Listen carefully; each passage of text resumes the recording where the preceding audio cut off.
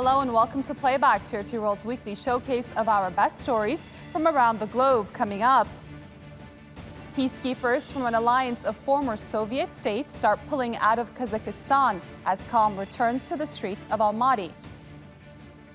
Tensions at the Ukrainian border are high as diplomatic efforts between Russia and Western nations are at an impasse.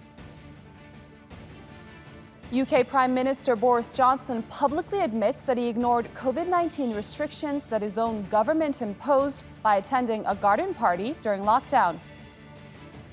And we will speak to Palestinian journalists who accuse Israel of trying to intimidate them with physical attacks.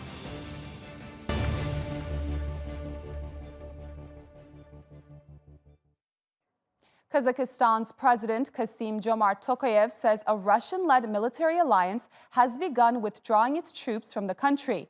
Tokayev says they have fulfilled their goal of helping stabilize the Central Asian nation after days of protests and the worst political crisis in its history. The withdrawal could take up to 10 days, and it is unclear whether or not all the forces will leave the country. Well, Hassan Abdullah is in Bishkek, the capital of neighboring Kyrgyzstan. He tells us more about the situation in Almaty, the epicenter of the unrest. As far as the capital, Nur Sultan, is concerned, it seems that the situation is back to normal in terms of the activity that's happening. That appears to be normal. We've also had Turkish Airlines, which is one of the biggest carriers in the region. It has resumed its flights to the capital of Kazakhstan, Nur Sultan. If you move to Almaty, the situation is slightly different. Internet services have been restored and many of the businesses have resumed their operations. But the damage is such that for some people it's probably going to take some time for their lives to be back on normal. Security presence, people are saying, that is quite obvious, but it seems that this process of withdrawal is being kept a bit low profile.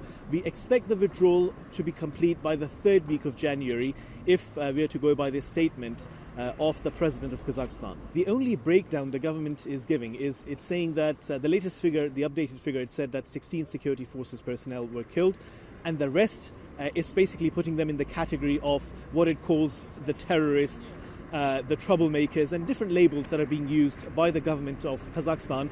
But there's no breakdown because remember that it wasn't just, as the government puts it, some of the groups that have come from other countries. There were genuine protesters as well. And in fact, it started with the protesters protesting against the hike in fuel prices. But there is no breakdown of this is the number of civilians who were killed or injured. It's just saying that these were the miscreants, another label that the government is using. The risk of war in Europe is the greatest it's been in 30 years. That's according to Poland's foreign minister. He spoke after a meeting of the Organization for Security and Cooperation in Europe in Vienna. It was the third meeting this past week aimed at easing tensions over the buildup of Russian troops on the Ukrainian border. Unfortunately, no diplomatic success so far. Meanwhile, Tier 2 World traveled to an eastern Ukrainian town just 20 kilometers from the Russian border. Sarah Firth spoke to residents there to find out what it's like living on what could soon become the front line.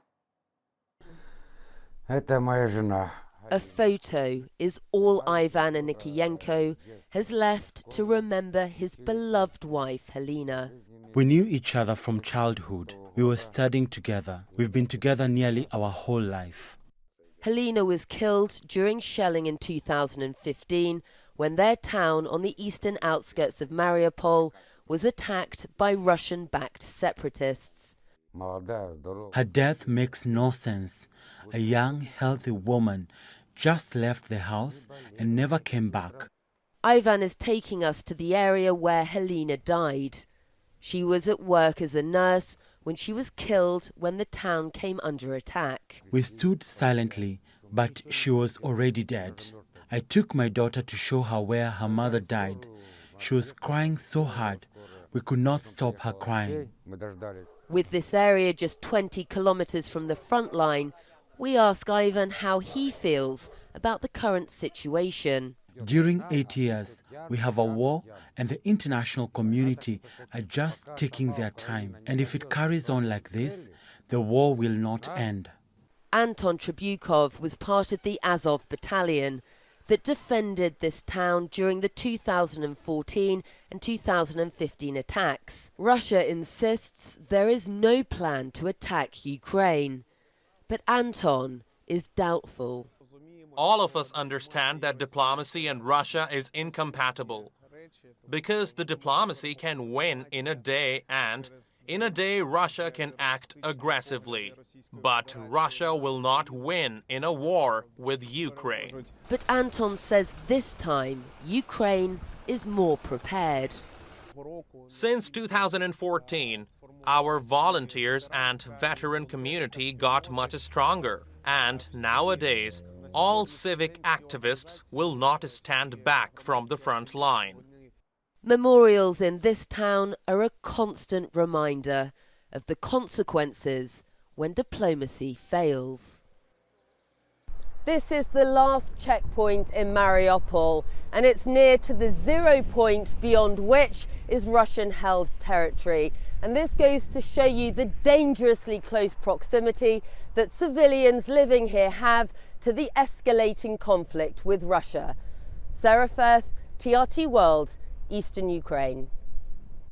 Over to the UK now. This week, an opposition politician stood up in Parliament and pointedly told Prime Minister Boris Johnson that it was time to face the music. On Wednesday, Johnson finally did so. The Prime Minister apologized for attending a party at his official London residence in May 2020, when the rest of the country was under strict lockdown. Our Europe correspondent Simon McGregor-Wood has the story. Mr. Speaker. It was finally time for Boris Johnson to face the music over yet another allegation he and staff had broken lockdown rules with a party in his residence's garden. Mr. Speaker, I want to apologise. I know that millions of people across this country have made extraordinary sacrifices over the last 18 months. I know the anguish that they have been through, unable to mourn their relatives, unable to live their lives as they want or to do the things they love. And I know the rage they feel with me and with the government I lead when they think that in Downing Street itself the rules are not being properly followed by the people who make the rules. He said he did attend for 25 minutes, but thought it was a work event, but has admitted it looks bad. It's an argument that won't convince many, certainly not the leader of the opposition. Mr. Speaker, when the Prime Minister's former Health Secretary broke the rules, he resigned. Yes. And the Prime Minister said he was right to do so. When the Prime Minister's spokesperson laughed about the rules being broken, she resigned. And the Prime Minister accepted that resignation. Why does the Prime Minister still think that the rules don't apply to him? Johnson wouldn't be drawn on whether he will resign, saying he would wait for the results of an official inquiry into the allegations concerning this and other social gatherings at number 10 Downing Street. But the pressure on him is growing, and he's now fighting for his political life. This, without doubt, has been Boris Johnson's most difficult day in the House of Commons. His position is now very clearly under threat, and his attempted apology has done little to draw a line under this affair. What's crucial is whether or not he can regain the trust of his own MPs, and so far very few are willing to support him publicly. Simon McGregor-Wood, TRT World, London. The British Queen has stripped her son Prince Andrew of all his military and royal titles after a judge in the United States gave the go-ahead for him to face a civil lawsuit on sexual assault accusations. It's an unprecedented act. From now on, the prince will no longer be referred to as His Royal Highness and will face Virginia Giuffre's lawsuit as a private citizen. The World Health Organization has warned that more than half of the population in Europe will contract the Omicron variant of coronavirus in the next 2 months, and hospitalizations will also rise. The global health body says Omicron has been reported in 50 European countries so far. Areas with lower vaccination rates, such as Central and Eastern Europe, are expected to be hit the hardest. The WHO is calling for action to minimize the surge of infections. These waves of COVID-19 infections are hurting the global economy. According to the World Bank, the pandemic will continue to hurt global growth through the end of next year. It cut its forecast for the world economy to just 4.1% in 2022 and 3.2% in 2023, compared to 5.5% last year. Major economies like the US, China, and the Eurozone are also expected to keep feeling the pinch from supply chain bottlenecks. Another major problem facing the global economy is inflation. In the US, it reached a 40-year high as it hit 7% for the year. December also marked the 7th consecutive month the US has seen inflation top 5%. The largest Muslim civil rights group in the U.S. has released a report on the scale of anti-Muslim sentiment in the country. The Council on American Islamic Relations has shed light on how misinformation about Muslims has developed. The report examines 50 prominent charities and concluded that 35 of them invested more than $100 million into Islamophobic groups. The report details how Muslim students continue to endure physical and verbal harassment. One student explains how a teacher claimed that a brown student with a beard looked like a terrorist. Between 2019 and 2020, a total of 16 anti-mosque incidents in the U.S. occurred in different forms, such as vandalism, intimidation, and harassment. And the report also shows many political and business figures in the U.S. shared anti-Muslim content online, including former U.S. President Donald Trump. Well, Australia has cancelled tennis star Novak Djokovic's visa for a second time, just 3 days before the start of the Australian Open. The country had vowed to enforce its strict vaccine border rules rigorously. Authorities say the unvaccinated tennis star could pose a risk to the community. Djokovic's legal team had just scored a win on Monday by getting a court to reinstate his visa after border control in Melbourne cancelled it and detained him. A former colonel in the Syrian regime, Anwar Raslan, has been found guilty by a German court for crimes against humanity and has been sentenced to life in prison. The trial is the first case concerning state-sponsored torture in Syria under the Assad regime. He was convicted of supervising the murder of 58 people and the torture of more than 4,000 others at the Almaty prison in Damascus. He fled to Germany in 2014, but was put on trial in 2020 with another low-ranking defendant, Ayad El-Gharib. He was accused of actively arresting and delivering anti-regime protesters to the prison. The UN has launched its biggest ever aid appeal for a single country, for Afghanistan. The world body says it needs $5 billion to avert a humanitarian catastrophe. Afghanistan's economy has verged on collapse since the Taliban took over in August. Billions of dollars in international assets are frozen, and much-needed humanitarian aid has been disrupted. The situation has been made worse by Afghanistan's worst drought in decades, with 23 million people facing hunger.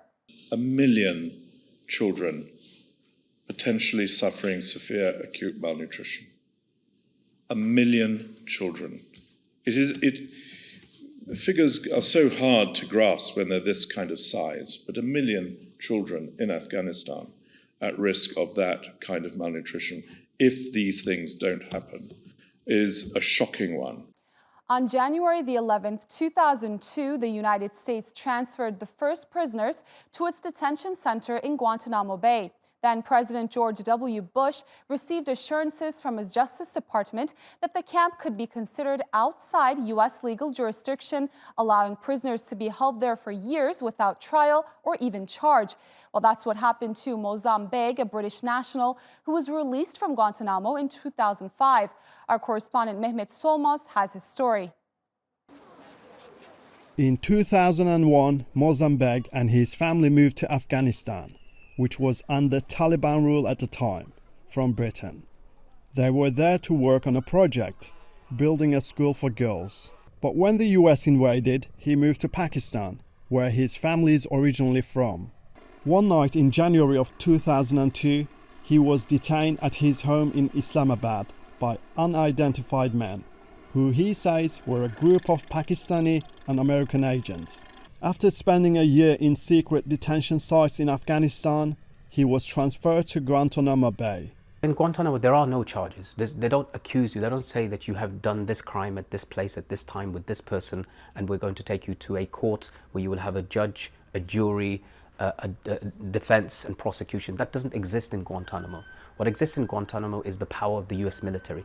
They can hold you for as long as they wish, and they designate you something called enemy combatants, which is a designation of something that doesn't exist in international law. It doesn't exist in US military law. It only exists in Guantanamo. Begg spent 23 months at Guantanamo before being sent back to the UK in 2005, taking terrible memories with him. The thing that stays in my mind that I cannot forget is the murder that I witnessed of a prisoner. This prisoner, his name was Dilawar. He was a taxi driver. He was an Afghani. He was brought into my cell in 2003 at the beginning, in February, by the American soldiers in Bagram. They tied his hands to the top of the cage like this. They suspended him. They put a hood on his head, and he was on his toes like this. And the shackles were cutting into his hands. And they left him like this for days. Begg and his fellow British detainees were immediately released upon their arrival back in the UK. And in 2010, the British government reached an out-of-court financial settlement with Begg and 15 other detainees, who accused the UK government of complicity in the use of torture. Begg was born here in the Sparkhill neighbourhood of Birmingham. He worked for various humanitarian organisations throughout his life.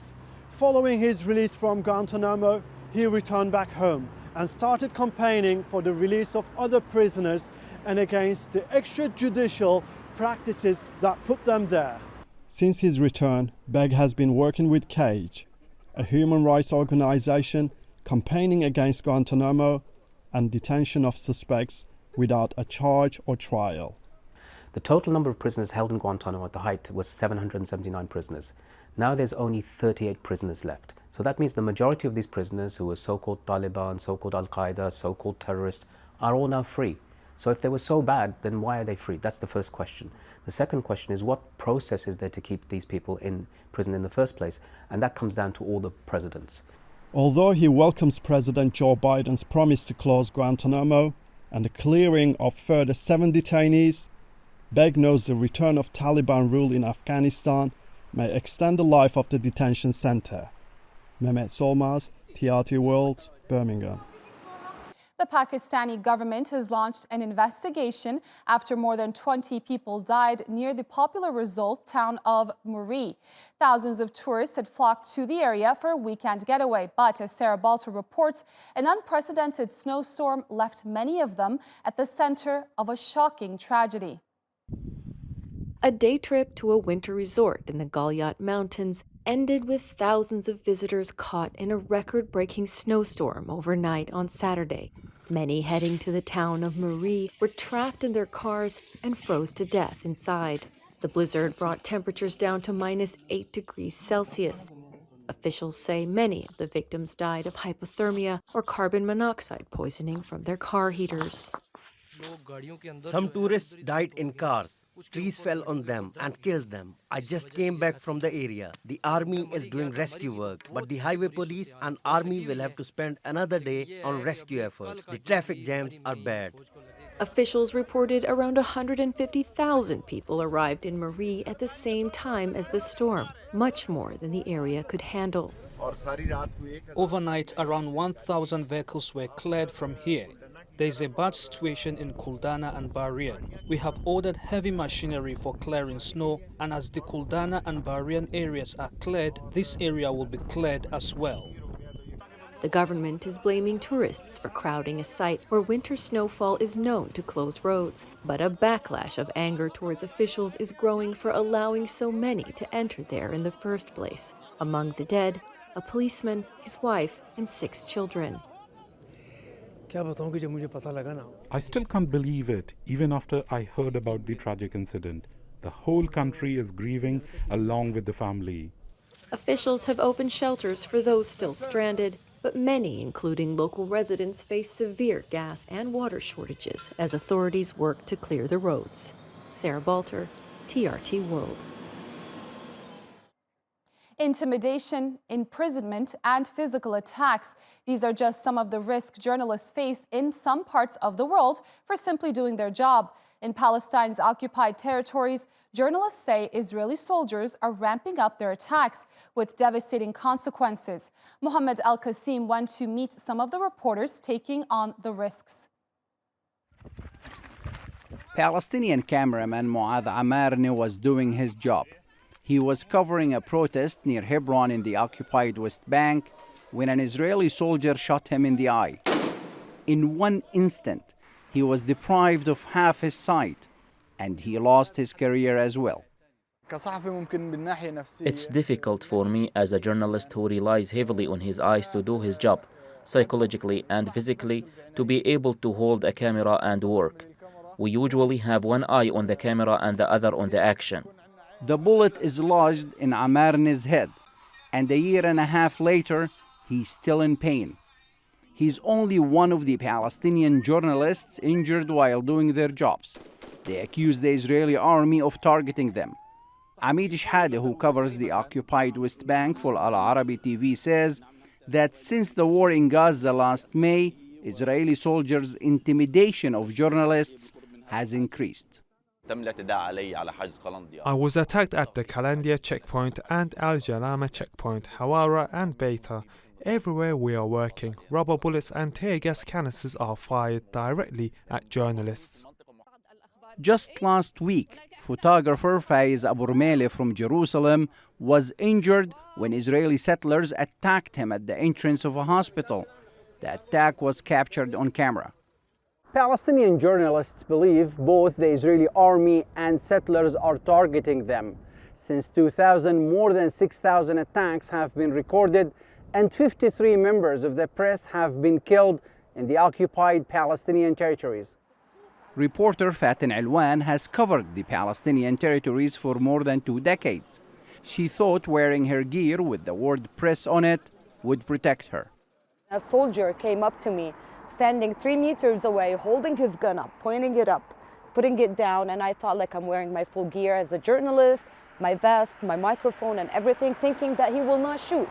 But he ended up pulling the trigger, and first time was in my leg, second time I got 2 bullets, one in my hand and one in my stomach.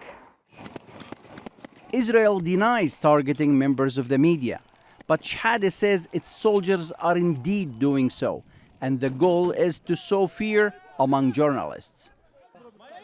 Mohammed Al-Qasim, TRT World, occupied West Bank.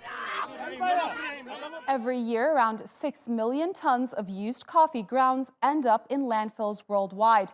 Yes, it's natural, but when it breaks down, it releases methane, a potent greenhouse gas that significantly contributes to global heating. But now, a company in Finland has an interesting and wearable solution. Sarah Morris reports. About 2 billion cups of coffee are consumed around the world every day. Some take it black, others all foamy and milky. But now you can also take it on your feet. Meet the sneaker made with coffee. When we started, we actually realized that only 5% of the coffee waste in the world actually got recycled. So after you drink the coffee and throw coffee grounds away, we actually took it and mix it with recycled plastic pellets made from used water bottles, and so we create something called coffee polyester yarn. The exact method is, of course, a trade secret, but the majority of the upper part of the shoe and the laces are made from the coffee yarn. The sole is manufactured out of natural rubber, and the whole thing is waterproof. We want to be a brand where it's like, yeah, we make sustainable products, but they are cool. They have really cool functions. People can actually use them. To kickstart the operation, the founders crowdfunded $800,000. The early success of the business has now given them the confidence to dream bigger. We also will, extend to other apparels, and so whatever product we do, we will apply the same, formula, which is like we made it from waste-based material. It can be coffee waste again, or it can be something else. While cappuccino t-shirts may be a thing of the future, for now you'll have to settle for the shoes. Each one saves 21 cups worth of coffee waste going to landfill. But sustainability does come at a cost. A pair will set you back $109. Sarah Morris, TRT World. Well, that rounds up your week of news here on Playback. We'll leave you with these mesmerizing pictures of the Wolf volcano on the Galapagos Islands in the Pacific Ocean. The eruption does come with a downside, though. It's put a protected endemic species of pink iguanas on the island under threat. Stay tuned to TRT World for the latest stories.